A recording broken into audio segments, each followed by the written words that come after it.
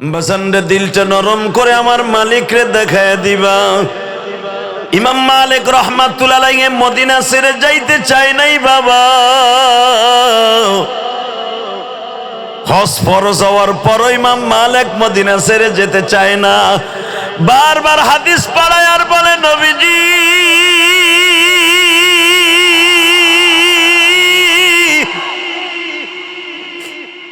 যদি আমি মক্কায় যাই, এই ফাঁকে যদি আজরাইল আমার সাথে দেখা করে ফেলে। নামাজ পড়লে কে খুশি হয়? আল্লাহ নাম আসতে নিয়েন না, জোরে বললেই লাভ আছে। জোরে বলেন, নামাজ পড়লে কে খুশি হয়?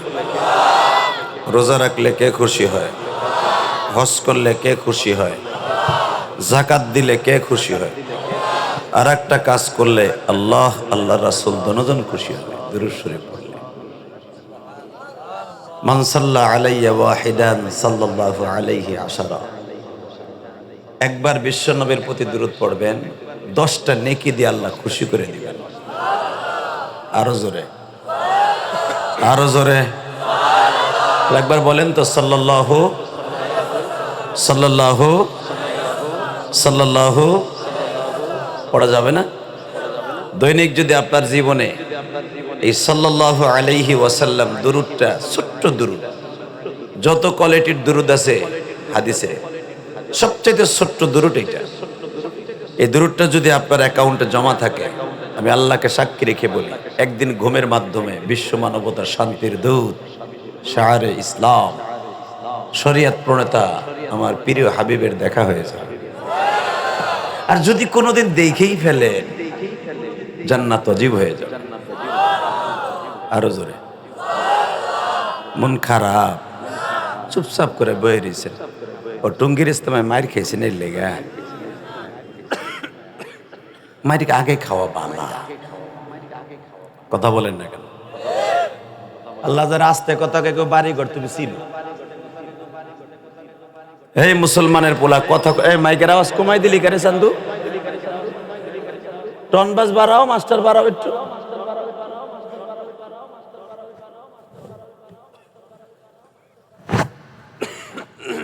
একটু ঠিকঠাক হয়ে বয়ে নিলাম আর কি, মাজাটা সোজা করলাম।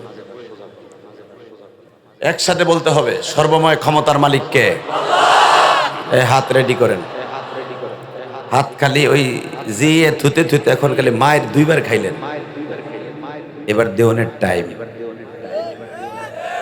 কথা বলেন না কেন? আরো জোরে, আরো জোরে। কি ভাবছো আনোয়ার সাহেব হেফাজতে ইসলামের আপনাকে ভোলা জেলার সভাপতি, তাই না? আনার সাহেব, এই মুসলমানের বলা, হুজুরের বডি যেরম, চেহারা সেরম, লম্বাও সেরম। সাত গ্রুপে যদি হুজুর একাও ঘুষি শুরু করে, 5টা কিছু দেখার কাছে। অত তৈয়ব সাহেব দুর্বল হয়ে গেছে, তা ওই লাঠি দিয়ে শুরু করলে একটা কুলাইতে পারবো না। কথা বলেন না কেন? জোরে বলেন। মুসলমান আগে মার খায়, পরে দেয়। প্রত্যেকটা যুদ্ধে দেখবেন বদরের ভিতরে, ওয়া ইস্তাস্তাগীসুনা রাব্বাকুম ফাস্তাজাবা লাকুম আন্নী মুবিদ্দুকুম বিআলফিম মিনাল মালাইকাতি মুরদিফিন।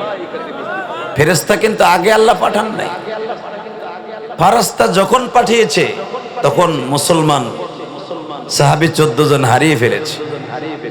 14 জনের শাহাদাতের সুদা পান করার খবর যখন বিশ্বনবীর কানে আসলেন, তখন আমার নবী দাঁড়িয়েছিলেন মসজিদে আরিশের কাছে। আল্লাহু আকবার জোরে বলতে জানেন না? যেখানে এই আয়াতটা নাজেল হয়েছে এখনো পর্যন্ত ওখানে লেখা। আমি গুনাহগার, এই মসজিদে আরিজে একবার ইমামতি করছি, 5 বার বয়ান করছি। সুবহানাল্লাহ বাইতে যায় কইও চান্দু। এই মুসলমানের সন্তান, এই চোখ দিয়ে দেখে বলি, মুখস্থ কথা আমি বলি না। এই মসজিদে আরিশের কাছে বিশ্বনবী যখন দোয়া করতেছিলেন, আমার সাহাবীরা মাইর খাইবে, তুমি কই? তাহলে মওলারে ডাক দিছে, তুমি কই? আল্লাহ বলে, ওয়া ইস্তাস্তাগীসুনা রাব্বাকুম ফাস্তাজাবা লাকুম আন্নী মুবিদ্দুকুম বিআলফিম মিনাল মালাইকাতি মুরদিফিন। ওয়াদা দিছি না আপনার সাথে, ফেরেশতা যাচ্ছে, একটু সবর করেন, আপনার সাহাবীরা যেন পিছ পাও না হয়। আল্লাহু আকবার জোরে বলতে হবে। যেই পাহাড়ে জিব্রাইল 1000 ফেরেশতা নিয়ে নেমেছিলেন, ওই পাহাড়টা এখন ওইভাবে দাঁড়িয়ে আছে। এক কণা, এক কটা কণা পাথরের কণা সিলেটি বালু জমিনের নিচে পড়ে না। 7500 ফিট উঁচা পাহাড়টা। আল্লাহু আকবার জোরে বলা যায় না? এই তো এই যে চুল দেখতেছেন, এই চুল মক্কার থেকে রাই খাইছে। এই চুল ওই ফেরেশতাদের যে পাহাড়ে নামছে ওখানে দেখাইছে, এখনো কাটি নাই মাঝখানের গুলা, দুই পাশ দিয়ে কাটছে। এই মুসলমানের সন্তান, এবার তাকায় দেখো, ওয়াল জিবালা আওতাদা, আল্লাহ জমিনকে ঠিক রাখছেন পাহাড় দিয়া, আর পাহাড় ঠিক রাখছেন ফেরেশতা দিয়া। ওই আল্লাহ এখনো আছে না নাই? তাহলে এবার আওয়াজ দিয়ে কোন সর্বময় ক্ষমতার মালিককে, এখানে আসার তৌফিক কে দিবেন? যাইবার তৌফিক কে দিবেন? সব কাজের শুরুতে কার নাম নিবেন? ওই আল্লাহ আছে না নাই? শুধু একটা আওয়াজ দিয়ে দেখাই দিতে হবে। আর একটা আঘাত যদি কোনো আলেম ওলামার সন্তান অথবা কোনো মোবাল্লিগের হাতে এবং তার শরীরে পড়ে, একটা আঘাতের বিনিময়ে 100 আঘাত দিব। কাকে রাজি আছো? আল্লাহকে দু হাত দেখায় দাও।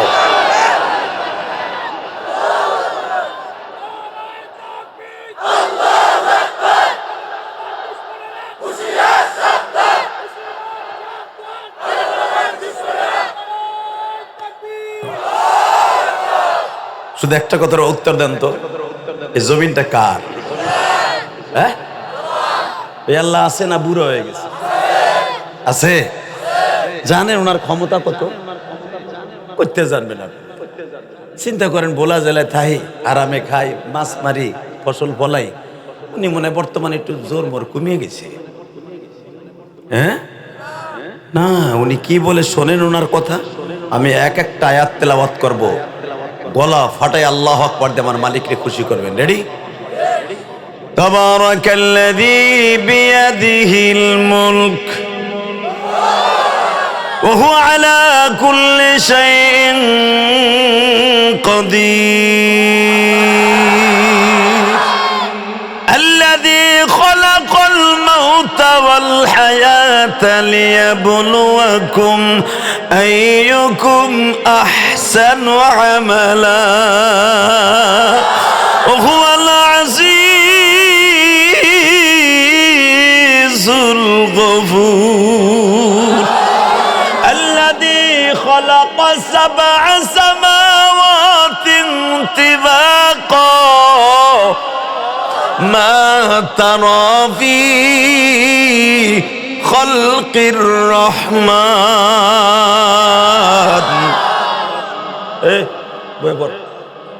বেটা তুই ছবি তুল, বল একসাথে বলতে হবে। যেই মালিক সারা পৃথিবী তার হাতের মুঠোর মধ্যে, ওই মালিকের চোখ ফাঁকি দেওয়ার মতো কেউ নাই। কথা বলে না কেন? গত পরশুদিন যেভাবে টুঙ্গির ইস্তেমায় আমার উলামা ইকরামের তত্ত্বাবধানে যারা গিয়েছিলেন সব গুজারের জন্য, জোরের জন্য, তাদের গায়ে যারা হাত দিছে দেখলাম, যারা শহীদ হয়েছেন 4 জন, 4টা আল্লাহর বান্দার সন্তানগুলো এখনো ছোট ছোট।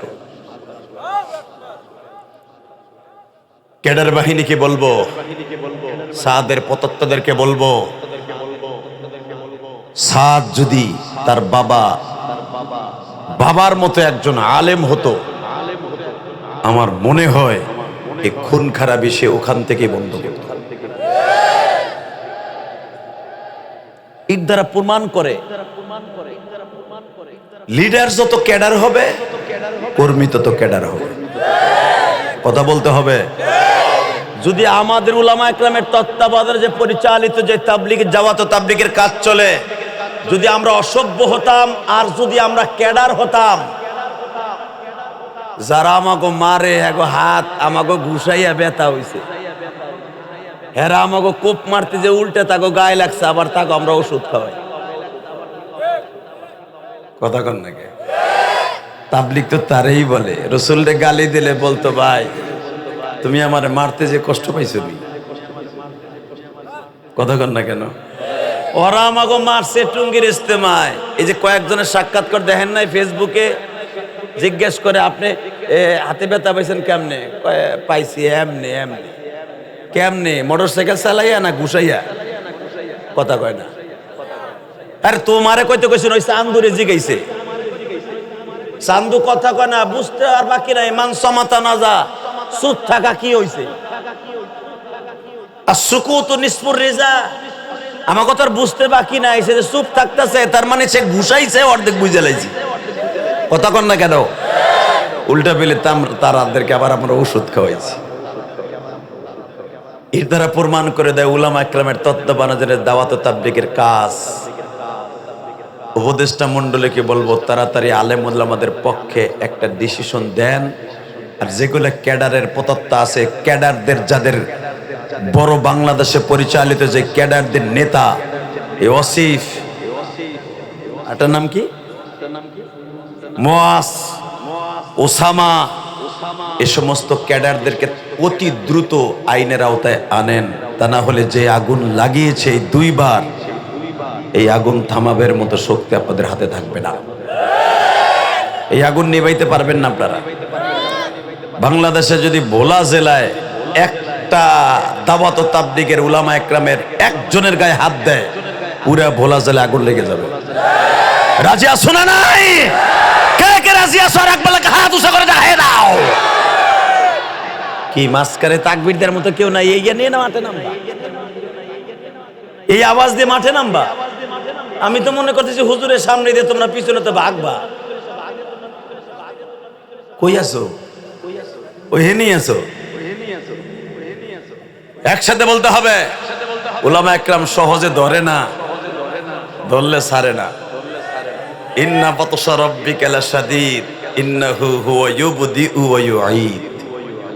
জোরকান মারহাবা। এবার বলেন সর্বময় ক্ষমতার মালিককে।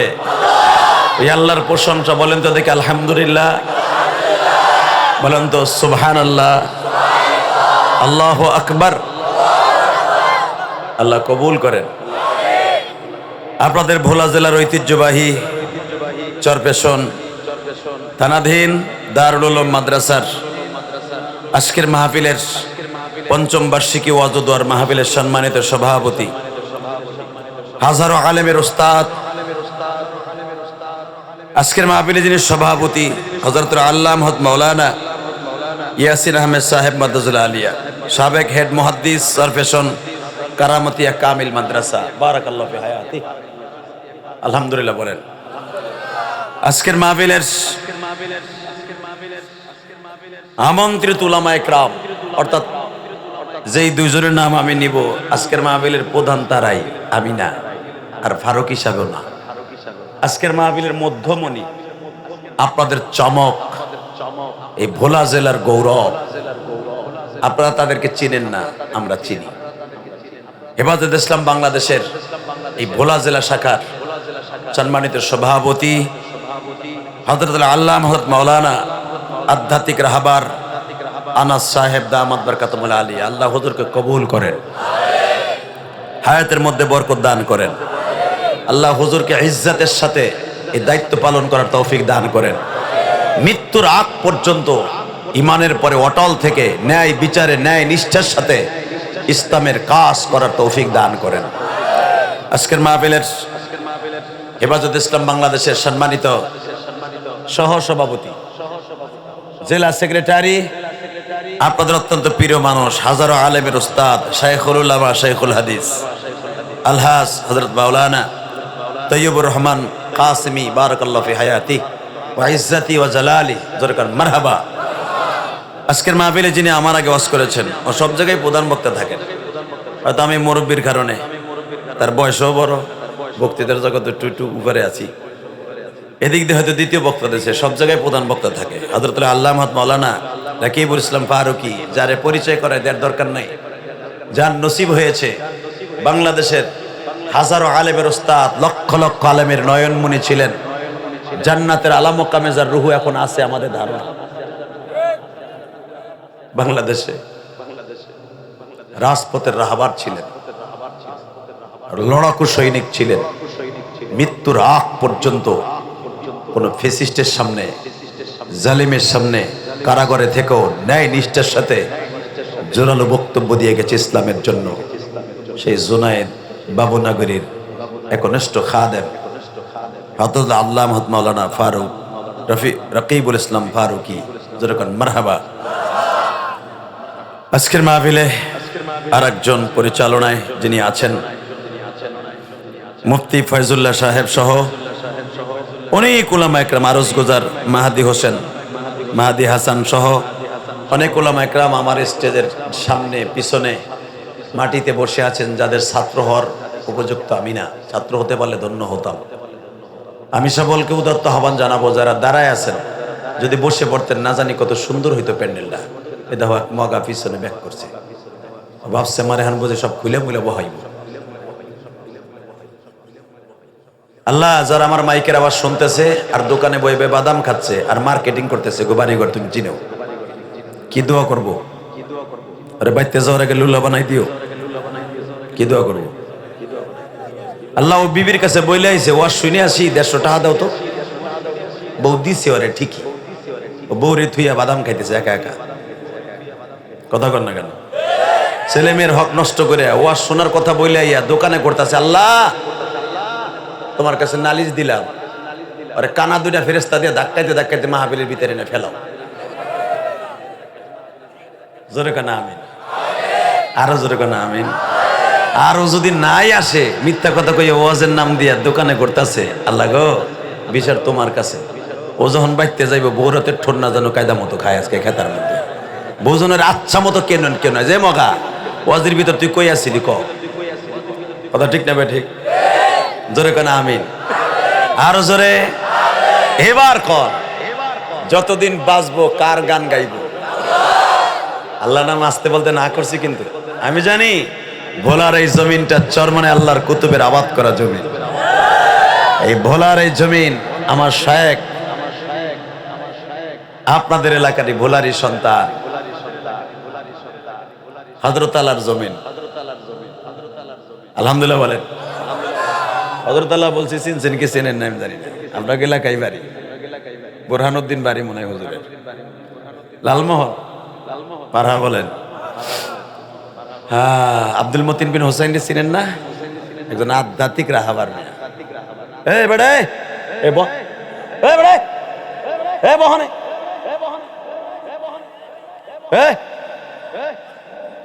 উঠবি তো কার থাপরে কানকুট ফাটালাম একবারে, ওটা বসা করে। আলহামদুলিল্লাহ বলেন। এত কষ্ট করে ভাই শেষ 8টা 9টা লঞ্চে চলছি, মাগরিবের নামাজে এনে পড়ছি, এত কষ্ট করে আর পরে ওটা বসা করবে না। আমি চাইছে দেখমু, উঠে দেখেন গরম পানি মারবো আজকে কয়ে দিচ্ছে। এত বড় আল্লাহর ওলিদের ডাইনে ভাবে বসা, হের ভিতরে আপনি যাইবেন গে, সাহস কত বড়। ওই আর একজন শহীদার খারাই রয়েছে, দাও না সেমরি কালারে গেঞ্জি গাই দিয়েও খারাই রয়েছে না। এবারে বসবি না যাবি? কি বসবো কি, ওর যে প্যান পড়ছে ও তো বইরে বসতেও পারবো না, বইতে গেলি তো পেরাত করে বাইরে যাবে, আমি বুঝতে আছি। খারাই রয়েছে, এরপরে হাসতাছে গেলে, বাবা কি হাসতাছে পিছনে হাত দিয়া। তুই বয় হুন এদিকে আয়, আমি জানি তুই এলাকার নেতা। এখন জায়গা দেখো নেতা, আল্লাহ ওরে নেতা বানাই দিও, আল্লাহ ওরে নেতা বানাই দিও। ও যদি না বসে ওরে তুমি দেখকে রাখো, ও যেন হিরণ সিরাতের ঘুষা না খায় 2 দিন পরে। আল্লাহ আকবার। মাহফিলে সুন্দর করি, এরপরে ওয়াজ শুরু করি, বলেন তো আল্লাহ আকবার। মুসলমান মায়ের খায় পরে দেয়। আজকের বিষয় মুসলমান মায়ের খায় পরে, জোরে কন পরে। ওই আল্লাহ আছে না নাই? এমন একজন নবীর উম্মাত যেই মানুষটা মায়ের খাইছে, মায়ের দিছে। আন্তাজে কর কয় না, দেয় নাই নবী, আবার দেয় নাই। আল্লাহু আকবার, আল্লাহু আকবার। নবী খালি দেয় নাই, নামাজের ভিতর বড় দোয়া করছে। কথা বলেন না কেন? জিগাও হুজুরের কাছে, আনার সাহেবের কাছে জিজ্ঞেস করো, নবী আমার 40 দিনে একাধারে কুনুতে নাযিলা ফজরের নামাজের মধ্যে বড় দোয়া দিছে এক গোষ্ঠীর জন্য।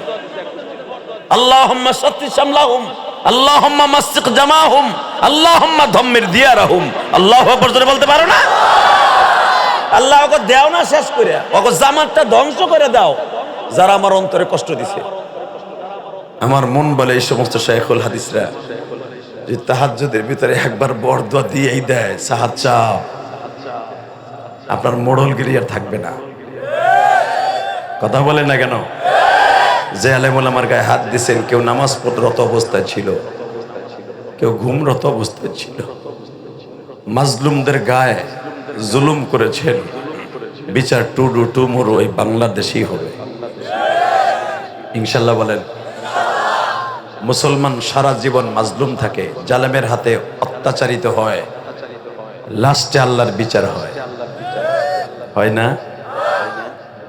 5ই আগস্ট একটু দেখা গেছে আর কি, ওদিক যামুন না, যান যান কই যাবো, এমনিতে যাওয়ান লাগবো একটু পরে। এই মুসলমানের সন্তান, শুধু বলেন তো, এই পৃথিবীতে যত কোয়ালিটির মানুষ আছে, সবচেয়ে আফজাল, উত্তম, সবচেয়ে অভয়, সুন্দর চরিত্র দিয়া, সুন্দর মন দিয়া, সুন্দর অভয় দিয়া পৃথিবীর শ্রেষ্ঠ মহামানব আমার নবীরে বানিয়েছে। ওয়া আওজাদান নাস ওয়া আসজাআন নাস কানা রাসূলুল্লাহ সাল্লাল্লাহু আলাইহি ওয়াসাল্লাম।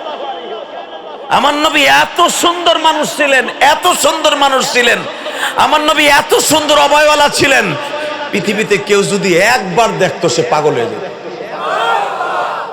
যদি বিশ্বাস না হয় আমল করে স্বপ্নের ভিতরে আমার নবীর একবার দেখেন।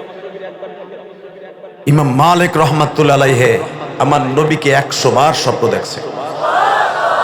সুবহানাল্লাহ, আস্তে কইেন না, আপনিও দেখার সুযোগ হয়ে যাবে ইনশাআল্লাহ তাআলা।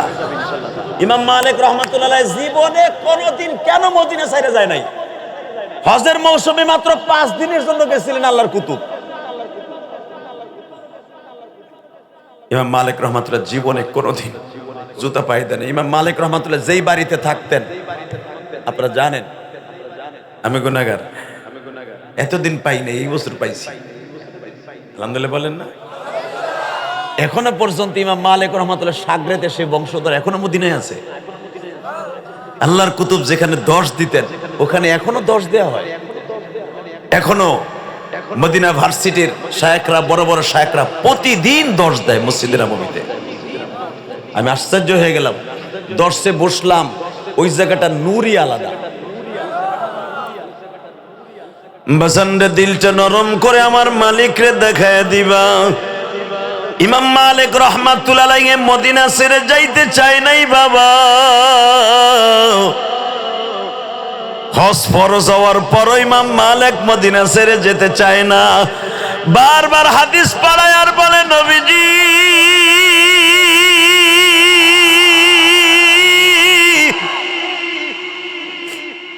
যদি আমি মক্কায় যাই, এই ফাঁকে যদি আজরাইল আমার সাথে দেখা করে ফেলে।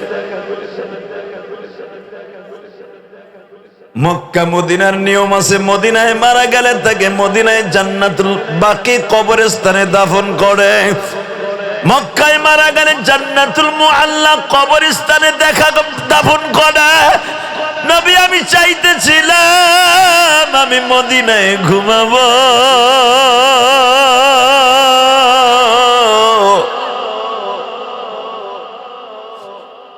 আপনার 4 জন খলিফার মধ্যে 3 জনই মদিনায়, আবু বকর, ওমর, উসমান 3 জনই মদিনায়, একজন মাত্র ইরাকের জমিনে। নবী